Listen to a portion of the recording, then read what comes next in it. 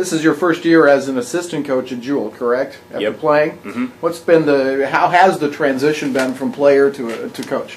It's been good. I kind of went into it not really knowing what to expect. Coach Cruzy dealt me quite a bit of responsibility, and starting August 1st, so 2011, last year, we just went after it, and it's been good. I've learned, I can't even tell you all the things I've learned, whether it's about football or just about life and how to be an adult, I guess, how to be organized, how to be responsible, as well as on the offensive side of the ball. I started out with tight ends, which is something that I didn't pay a whole lot of attention to as a player because I was worried about what was going on the outside as a receiver. So that was good for me. That was good for me to learn about what's going on with the offensive line, with the guards and tackles and tight ends and how they work together and how to recognize defensive fronts and all those things that as a player I didn't necessarily ignore, but I just didn't have time to deal with. So that was really good for me. That helped my understanding of the game significantly.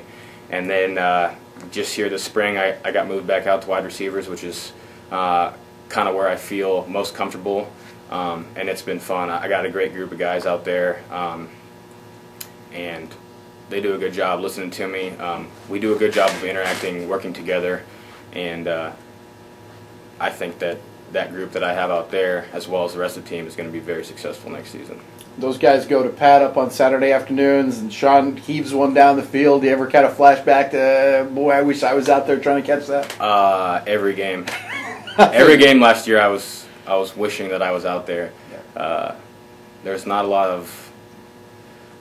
of things in life that you can compare to having a cold sweat on a warm Saturday afternoon in the fall, and it's not a lot like it. But, that's one of the things in the media that's been talked about a lot this week with the unfortunate death of Junior Seau, about how tough it is to make that transition, no matter what age, high school, college, whatever, but to make that transition to not being a player anymore. How have you dealt with that? Well, I've been submersed in the game, which I think has helped. I think that if I had chosen a different career path, then it would have been a little bit more difficult. But being involved with football on a daily basis, I think has helped with that transition. And helped just with my competitive nature in general. I think that's probably, the nostalgia is there definitely, but I think for a lot of guys it's the lack of competition that's in their lives now after they're done, because they've been competing and working towards something, not that they're not in their current jobs, but that level of competition and fight is no longer present.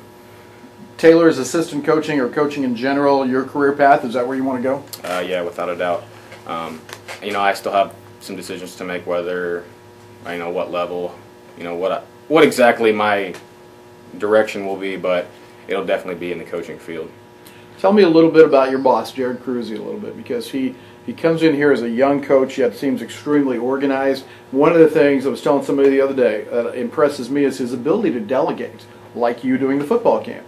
What's he like to work for? It's great. He's so intelligent that, there's not a lot of things he doesn't think of.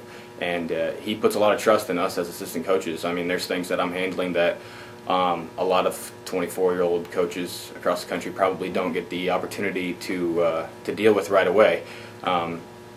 He's there for support and to help point us in the right direction whenever we need it, which is, it's very comfortable to be able to go to my boss and say, how do I do this better, and get a good answer out of him. Ever screw up around him? What's that like when he has to correct you?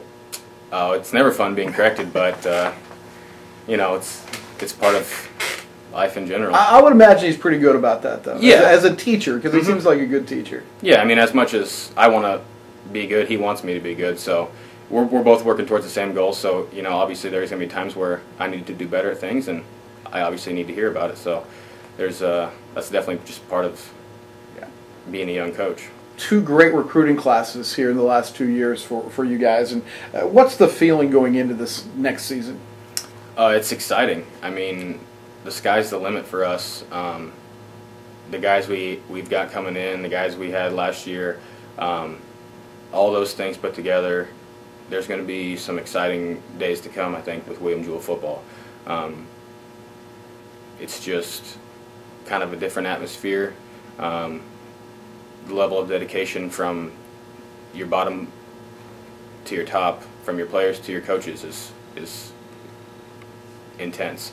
I mean, everybody here, to a man, wants to be extremely successful next year, and I think that's the first step in becoming great. So we're hosting a youth football camp on Thursday, June 7th. We're aiming it at kids ages 5 to 10. We'll start check-in at about 7:30 with camp beginning shortly after 8. And then what's included in the camp, it's $30 per kid, or $25 for registration or two or more. And what they get, they'll get lunch and a couple snacks. They'll get a T-shirt. They'll get instruction with the coaches and some of the players that we have on campus for the summer. And they'll get a season pass for all the 2012 Cardinal home football games, that they can come with their little league team or their parents or whoever else they want to come check out.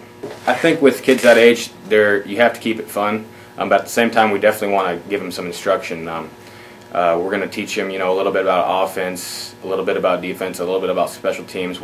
I'm sure we'll touch on passing, catching, how to hold the football, how to get in and out of drops, and then we'll probably do some stuff with kicking, punting. All those things are fun for those kids, and it'll be fun for us too. It's going to be a fun environment. You're going to learn something, but at the same time, you're going to have a great time. There'll be lots of other kids your age, and the players, the coaches, the other kids, everybody's going to be smiling, having a good time. I think one of the things that our main focus for the camp is to reach out to the community and get involved with the youth. We really want these kids to come in and have a good time and maybe put a face with a jersey number for a player, so that they can come on Saturdays and say, hey, I saw number 14, that's Sean, he was at the football camp, and that'll give them a more personal relationship with our game experience. And that's something that we're really trying to do. We want to reach out and work with the community and the youth to create a relationship there that lasts for a long time.